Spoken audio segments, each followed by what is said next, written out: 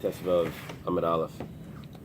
We're falling a little bit behind. We learned that a karban that gets a mum, the pasuk compares it to a deer and to a gazelle. That's what we learned. And in that comparison, we got that you don't need to bring its firstborn child as a bechar, as a karban bechar. It's p'tura min bechara. And also, when you slaughter it, you also don't have to give the gifts to the Kohen. That's what we learned out of that. We're up to Amar Mar. It's the first word on the line, and it's, let's say about 20 lines, 18 lines down. When a Bechor is redeemed, 20 lines down. so no more laws of Bechor apply to him. A Bechar doesn't really get redeemed. A Bechar gets a mum. Oh, you're talking about the Pidyon Peter Chamar, I'm talking about a human. Oh, okay. Oh, a human. Yeah. Okay. So, yeah, so you just give the kinda 5 coins. So we said... Is it a full pigeon? Would be the same like an animal where, it's pulling and everything? Still wants to fast, please.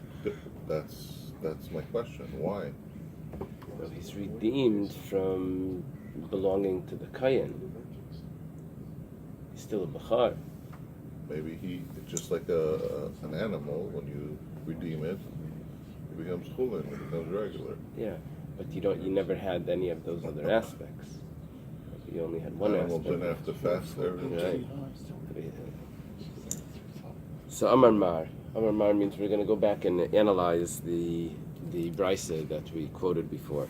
What did we say in the Brisa? We said Eitzias Bechar v'Eitzias Matanis. Originally, when we said, tzvi, it's compared to a deer. Just like a deer is exempt from Bechar, so also this animal that was a sacrifice that now got a mum is exempt from Bechar. But how do we know Matanis? So we bring in Ayal, the gazelle. So the Gemara says, 1 second. You compared it to a deer. So in Maishna, why did you only exclude Bechar and not Matanis? The deer doesn't need to give Matanis either. The Gemara says, 1 second. I was going to exclude one thing. And Bechar is more lenient. Because Bechar only applies to a male animal, a male firstborn animal. But the matanis, the gifts that are to the Kayan, that applies to male and female. So that's more strict. So we didn't want to take that one away right away. We said we'd take Bechar away. That would be our first choice, what to remove. So Talmud Laimar Ayal, but now we have another verse, so we can also exclude matanis from this. It's called Psuli HaMikdashim, a sacrifice that gets a mum. Amalei Rav Papa Abai. Rav Papa says to Abai, he's a student, mainly a student of Rava. He says, "Imat tzviva ayal ein oisei v'espenoi noyeg behem, af psuli hamakdashim ein oisei v'espenoi noyeg behem." You're not allowed to slaughter a mother and child in the same day. However, that applies to shor. The pasuk says, "Shor oiseh v'espenoi le'sishchutu b'yom echad." The sheep or an ox can't slaughter in the same day, but it doesn't apply to a deer. So now Psuli HaMikdashim are compared to the deer. So let's say that you have a sheep that used to be a karban, but now it has a mum. So you can slaughter it and its child in the same day if you compare it to the deer. So Rav Papa says to Abaya, look, we have a chiddush here. Let's make this new halacha that you can slaughter a mother and child in the same day, because the Torah compares karban with a mum to a deer. So Amalei, Lamai Madamas, the one said, what are you comparing it to? You see, Abaya's approach is like this. I have a mundane animal, and I have a sacrifice. I have halachas of chulin, the mundane animal, and I have halachas of sacrifices. Now I have an animal that was made into a sacrifice, but it falls out of that status because it gets a mum. So it's somewhere in the middle. So we said that you're allowed to eat it like a tzvi, like a deer. So that means we're making it like a chulin animal, like a mundane animal. in that aspect. We're saying, we learned some other halachas here that is comparable to a deer. But Rav Papa is suggesting that if you're comparing it to a deer, then you should be exempt from the laws of killing a mother and child in the same day. Abaye responds, this is, which way do you want to go? Do you want to consider it a sacrifice? You're not allowed to kill a mother and child in the same day. Do you want to consider it a mundane animal? You're not allowed to kill a mother and child in the same day. So either way you go with this, you can't get out of that halacha. So he says,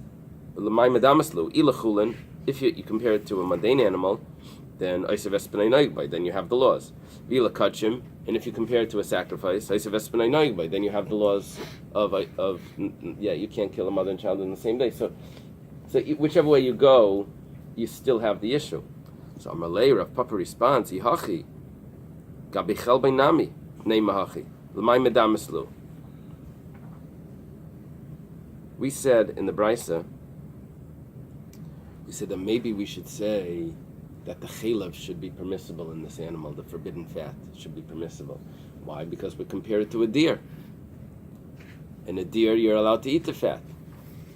It's only domesticated animals that you're not allowed to eat the fat. So the Gemara says, ach.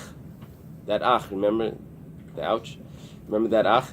That ach teaches me that you can't compare it so much, that it's so comparable to a deer. You have to limit that comparison in that the forbidden fats are really forbidden. So the Rav Papa's responding to Abaye. He says like this: why did you even consider permitting those fats? Is it a sacrifice? The fats are forbidden. If it's a mundane animal, the fats are forbidden. So why did the Gemara have to go through it? If the only comparisons that we're doing to a deer and to a gazelle are things that will give it a leniency of either being a sacrifice or a mundane animal, if that's the only comparisons we can get, so why did you use the forbidden fats as a comparison? So if you want to compare it to mundane animals, then the fat is forbidden. So Abaye is limiting the comparisons here, and Rav Papa is saying if you're going to limit it, so then the Brisa doesn't fit. So Elalav mi amritach v'lei chelban. Did the Brisa not say that we needed a pasuk to exclude that forbidden fats should be permissible? So Eimanami ach v'lei Yosef espenai. What we're going to do is like this. Abaye responds.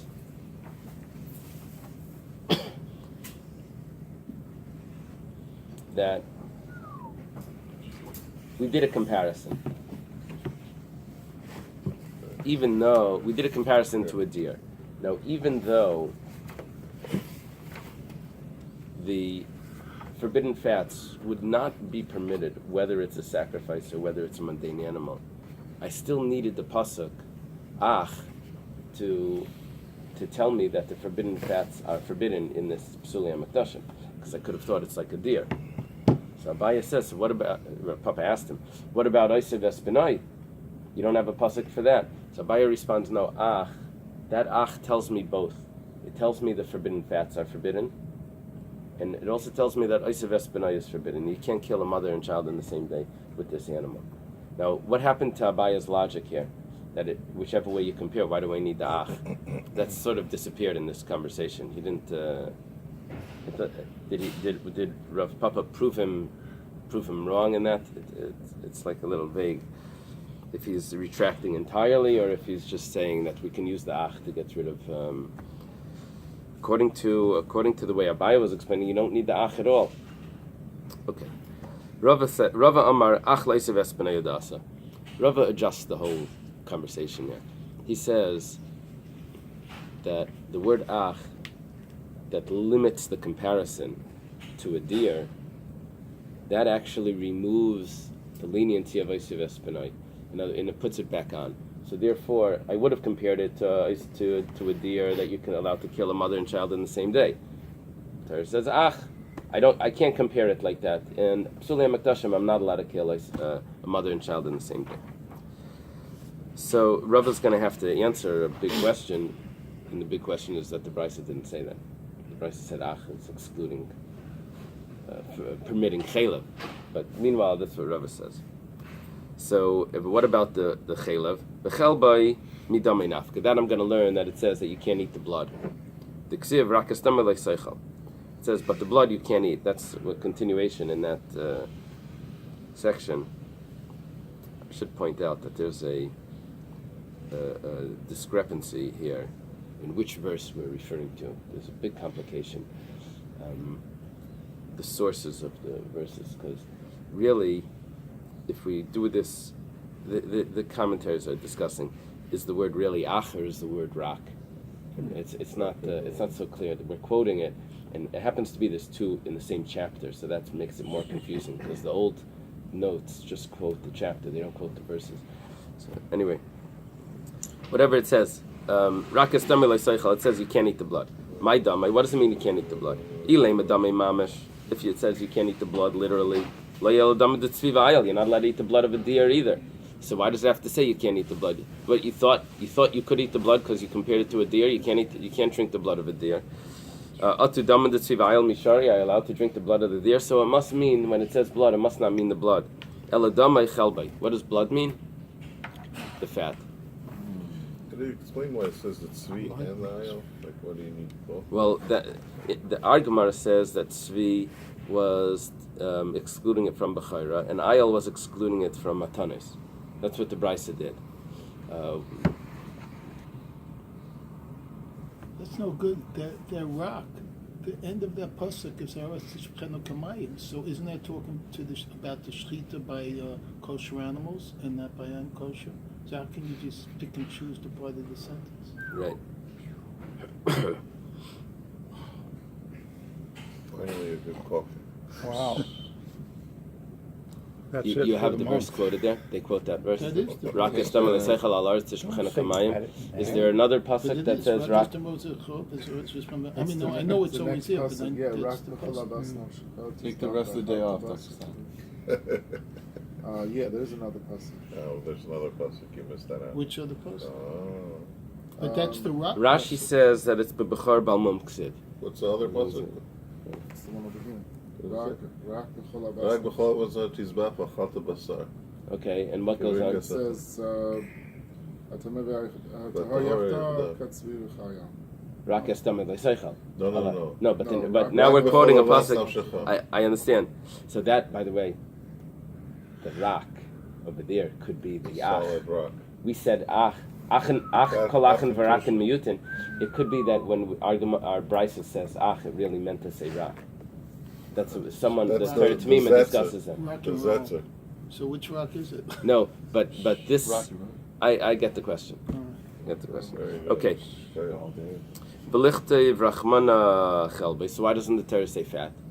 If that's what you wanted to say, and you said blood, Say fat. but you meant to say fat. So why didn't you just say fat? Anyway. So ikas of rachmana chelev. If it would have said the fat, hav amina hani akeshav ani krai would have said, then I'm going to use the comparison, and I'm also going to use the pasuk. Hani akeshav lemuti mikaris. The comparison is going to tell me, okay, you don't get karis if you eat the fat of psulei mikdashim, even though it's a sheep. The chiksiv karis aichal chelev behemo diksiv, because karis is on if you eat the fat of an animal. It has to be from an animal, and here we're comparing it to a deer, even though it's still an animal. V'hani kra, but the pasuk that says that you can't eat it, l'meikam ala balav ba'alma, that would just tell me that there's only a lav, but that it's prohibited, but it's not. There's no karas. It's just a negative prohibition. That's why, in order to tell me that it's not just prohibited, but it's also karas, so it tells me that you can't drink the blood, and it means to say you can't eat the fat. Just like drinking the blood is karas, because blood doesn't have any leniency anywhere. So I never would have thought that the comparison is bringing it down a level. So it's coming to tell me that it has the full-fledged prohibition with karas, and it means to say fat. The Gemara says, Rava, this is all nice, everything fits in. The only problem is that it's not what it says. The Bais told us that when it says the word ach, that's excluding the chelev. It's not saying that chelev comes from dam, and it's not saying that ach is the oisev espinoi. So hachikama. This is what it means to say. Rava responds: Ilu leinemar damai. If it wouldn't have had the pasuk of dam, hayisi emer ach v'lechelbay, then I would have used the ach to tell me that. Now that I have damai to exclude chelev, so ach is excluding Isav Espanai, which means that we have two answers here why you can't kill a mother and child of a psulei mikdashim. I have a Bais answer that the ach tells me both chelev and Isav Espanai are prohibited, and Rava's answer is that the ach tells me Isav Espanai, and damai tells me chelev. Okay. We said that you're not allowed to shear the wool off an animal that gets off a sacrifice that gets a blemish, and you also can't work it. You can't shear the wool off it and work it. You're allowed to slaughter it and eat it, but you can't use it for other. This is shekada mum kavel ekdesha? No, shekada mekdesha nesmuma. Oh, okay. So why does the Mishnah even have to tell us then? Well, the Mishnah gave us the contrast. Why does the Mishnah have to tell? Now it has a mum. I'm allowed to go and shecht it. I can eat it. You should be allowed to. What are you going to do? You have to shecht it. What are you going to do with all the wool there? This is kedushas belek Bais? No, it's kedushas aguf. Mizbeach? Yes, kedushas mizbeach. But now it has a mum. But it's psulei mikdashim. Psulei mikdashim you redeem and then you can eat. So you've redeemed it already. You've redeemed it and you can eat it. And nevertheless, you still can't use it for wool and work. So, minahani mili. Where do we know this from? The Tana Rabbana was taught in the Bais Tizbach. You slaughter it, v'achalta basar, right? You slaughter it v'legiza. But you don't share the wool. We're learning, what do you do with it? You slaughter it, that means you're going to eat it, but you don't make use of it before you slaughter it by shearing the wool. Basar, it says tizbach v'achalta basar. You eat the flesh. Basar v'lechalav. But you can't drink the milk. Because you can't have this cow hanging around and you're just going to milk it for, Oh, it's worth. V'achalta, and you eat it, v'lei leklavecha, and not for the dogs. That means, mikan shein pein den esakachim lachin leklavim. This tells me that if it wouldn't be allowed to eat it, for whatever reason, I can't do a pidyon on it. For example, it was a treifa. Then you don't do the pidyon. Maybe it's just saying shelo yordim bekdusha, kind of. Now give it to the poor. That could be a logic. Yeah. That could be a reason for it. But we're learning from it that in pidyon, that you can't even do a pidyon just if it's nothing edible. Ikadamri, there are those that learn this a little different. They say tizbach, that you slaughter it v'achalt and you eat it. The only permissible thing that you have is from the time of the slaughtering. Completely the opposite. Well, both of them are getting from it that you can't shear the wool and you can't drink the milk. The only Eating thing is the most polar opposite. No, both of them are saying that you're allowed to eat it. Tizbach v'achalta basar. That's the pasuk says. You slaughter it and you eat it. The first Manda Amar says, I take each word and I learn something out of Tizbach. Tells me that you can't shear the wool. Basar tells me, but not the milk. V'achalta says that you can't redeem it for the dogs. The second brisa says that I'm not looking at each word. I'm just taking the concept. It says that I have to slaughter it and eat it. What comes out here is that I still can't use the wool. I still can't drink the milk. Anything that happens from afterwards, that you're allowed to do. But one thing that he's leaving out is that you can end up feeding this to the dogs. That's like a polar opposite. In that aspect, yeah. So okay. So there's two opinions here, and what makes this a big deal, like Reb Chaim's saying, is the Rabbeinu Gershon says that whenever in Shas we say Hanichal Mandamar Ein Paidim, however, according to the Mandamar that says Paidim Nachil Naklavim, that's this little Gemara here that we're referring to, which we even had this before. We had this discussion before of can you when we were talking about Hamad of Aracha, that you have to stand it up in order to redeem it, we said, who says that it's because of Hamad of Aracha? Maybe it's because he holds that you're not allowed to redeem it, to feed it to the dogs. Remember, we said we couldn't redeem it then. So Bein Gershon points out, he says that this is the source. This little thing here, this is the source that we could use those opinions back and forth. Okay. And our Mishnah holds. Our Mishnah 15b. holds. Yo, 15. We don't know what our Mishnah holds. Yeah, We just know that if Imesu Yiftu. But is that We're talking It about makes the a gift. shachting. by the other by the other one? By us it says Imesu Yikperu. By the Oh. animal that was never. Okay. Yeah, that was our discussion before. Is it because you don't need Hamad of Haracha? You must hold both. You have to hold both. We have to hold that Paidin Asakach. Rashi in the Mishnah said, "V'su kamashlan degree mishar kachim shein niftan l'chayin." Oh no. Kaidim pidyanim yiftu lachil l'klavim. Our Mishnah holds that you are allowed to. Where? Rashi of V'im Mesu. Rashi on the Mishnah. The Mesu Kaidim Yiftu Lachil L'Klavim. Our Mishnah holds that you're allowed to. That's the second opinion here.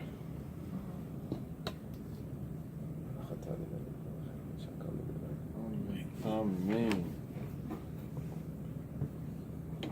V'ladon b'chel b'nasa lacher p'dyanim. If it has an offspring, even after the animal is redeemed, it's still prohibited to use the offspring. Yesterday I read that the place that says even though if you're makdish kodamum like Desha, you're over in Allah. Oh yeah. It's a very unique halacha. We're going to have, Rashi's going to tell us, Oiver b'chamish al-havin, right? It's unbelievable. Right. You're over in Allah, but the hekdesh is still a hekdesh. Yeah. It's like almost Rashi's going to bring that out. Interesting. an oxy. That means... Yeah. You shouldn't have done I it. mean, You shouldn't have done in theory, if it's a love, then how does it become hekdesh? Wait for Masechtas Tamura. You have 5 blot that discuss that. What's that machlekes? Kol madavid the Amar Rachman alei Savi, Yavid Mahani or Loi Mahani. It's a machlekes Abaye Rava. That's In that's Masechtas general. Tamura? That's a general. It's a general thing, but it takes about 5 pages in Tamura that discusses what he's saying. If the Torah says you're not allowed to do it, but you did, it doesn't work. Ooh. Now, in some cases, the Torah tells you, so they go back and forth discussing those cases, if that's the given or if that's the exception. So that's a machlekes Abaye and Rava. If your wife tells you not to do something, but you did it. Yeah. Okay. That's a lot. What? It never happened. Never happened. I thought you were focused. Hypotheticals. Don't bring hypotheticals now. You wouldn't be alive.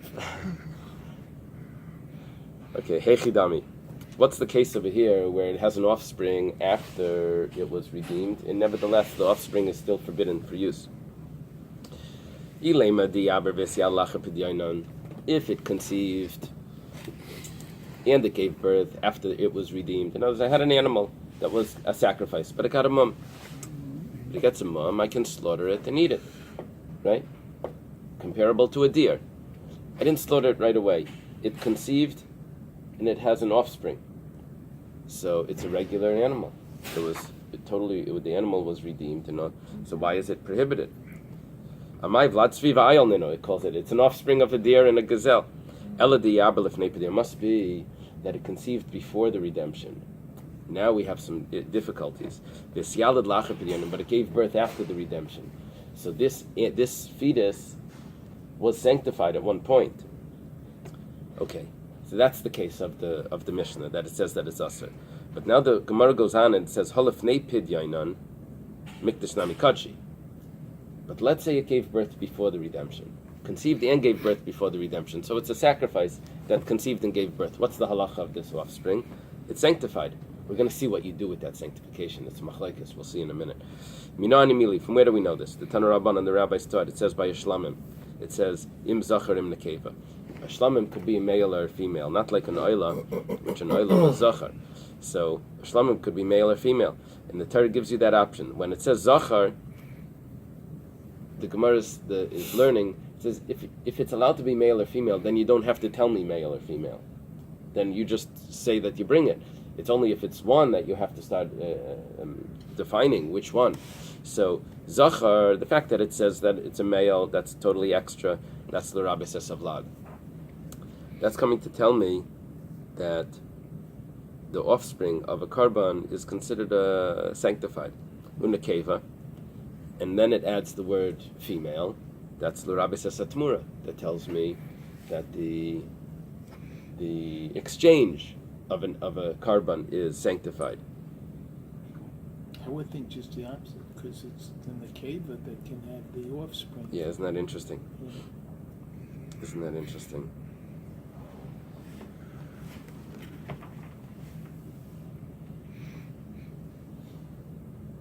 You first have to have the vlad before a Tamura. You can't have a Tamura before a vlad. It first says the word l'zachar in the cave. You can't say the zachar would be a Tamura before you approve the baby. I don't know if we're meaning Tamura of the Vlad yet. Now we're talking about the Tamura of the Shlamim. Yeah. Wait a minute. We'll get to the Tamura of the Vlad. Eily el Vlad Tmimim. The Tamuras Tmimim. But you're saying zachar l'rabis vlad. Right. Yeah, but then the cave is l'rabis as a Tamura of the first, original It's animal. you have to do first what's common. Oh. It's more common to have a baby than to have a Tamura, because a Tamura you're not allowed. Oh. Okay, that could be the Tamura is answer. allowed. That could be the answer, but he's asking is from the wording. I understand, but you first got to do what's common and what's not allowed. Tamura is allowed. I would You're give not allowed you. to do it I would give tomorrow. you a slightly. Yeah, that's correct, but I'd give you a slightly different answer. That's who's the child? The nekeva, right when it's born, it's already a mother. The male is the big child. The children, even when they're 18. You forgot about it. Okay. So, Eily el Vlad Tmimim. I only know that an offspring of a unblemished, of a perfect animal has the sanctity. How do I know that an offspring of a balmum, and also Tmuras Tmimim? I also know that the exchange of a perfect animal gets the sanctity. How do I know Tmuras Balimumin?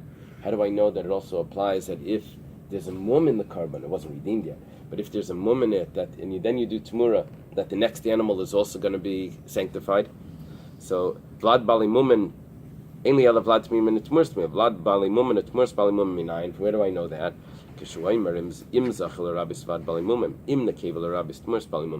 uses the word whether male, whether female. If this, if that. So that extra word, if, tells me that even if it has a blemish, the same laws will apply. He says over here, Vlad is Lashon Zachar, it's masculine, and Tamura is Lashon feminine. Very nice. Very nice. That helps. Who are you quoting? Rabbi Menachem. You hear? Okay. Yishakayach. Thank you, Yaakov. When you think of a vlad, you say ben zachar, ben zachar. That's what I thought. It's Sephardi background. I didn't want to say that. That helps. Ben zachar, ben zachar.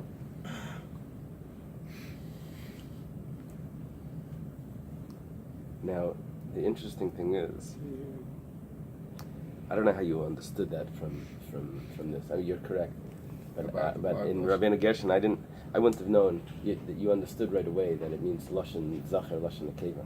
Yeah. I didn't understand. I just read it now, but if you didn't explain that, I wouldn't have understood that. I would have. I don't know where you know that's from. Vlad it just says Mashma Zachar. Right. But it means that it's a Lashon It's the Zachar. Lashon. Okay, Ram. Shekayach. So when they talk about you have to be careful who translated, they say, oh, it's just a translation. Just to translate. There's no such thing as this. Every translation is a commentary. So if he translated it, but I if you didn't add the comment in, I wouldn't have got it. Okay, Eisen Vlada Shalacha Pidyon and Mate Alein. Those offspring that are after the redemption, what do you do with them? I'm in the first wide line, at the end of it. Lefnei Pidyonan, if it has an offspring before the redemption, and then you have a real sacrifice here that was eligible to be brought on the altar, and it has an offspring, Miflag Pligibu, that's a machlokes that we know. Some say that you can just bring it as a sacrifice. Some say that no, you have to wait till it gets a mum, and then that money is given as a donation. Doesn't even say it's brought as a sacrifice as well. It says it gets a mum, and that money is given as a donation. That I know is machlokes. But what about those that are born afterwards? The ones that are born after the redemption, those that were conceived before the redemption, they're born after the redemption. Amar Rav Huna gives us. Why aren't they tougher on the mother? Okay, so we had a Gemara similar to this before. In the Gemara before, we said that you sanctified it after it had a mum, so it was never really a sacrifice. And then it has a child. So we said, were you allowed to redeem that child without a mum? And we answered yes. So the child needs to redeem. We said because it can't be more strict than the mother.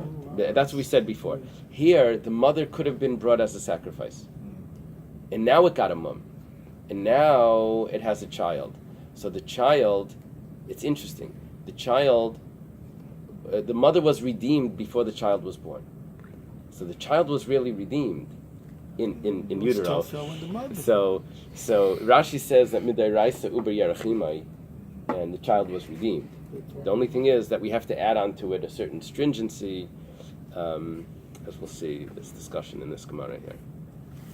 Okay, so Rav Huna says a very strict. It's no worse than an egg in a basket.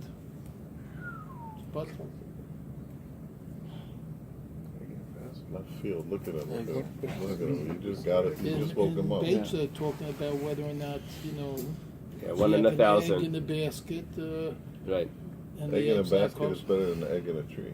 No, how you look at it is individual, or it's just butter in the whole Expression bit. from the Bronx. Like, where does that expression come from? Egg in a basket. Bates of Amud Gimel. I mean, Daf Gimel Amud Beis. I don't know, somewhere in there. So Amar Rav Huna has a strict opinion here. He says, "Kainsan lakipa ve'mesim." He says we don't have any choice here. What we need to do is we need to bring it into a pan, and you just let it die. It's just awful. It starves, right? Oh, It's awful. oh, Peter will be all over you. Right. I'm not talking about bread.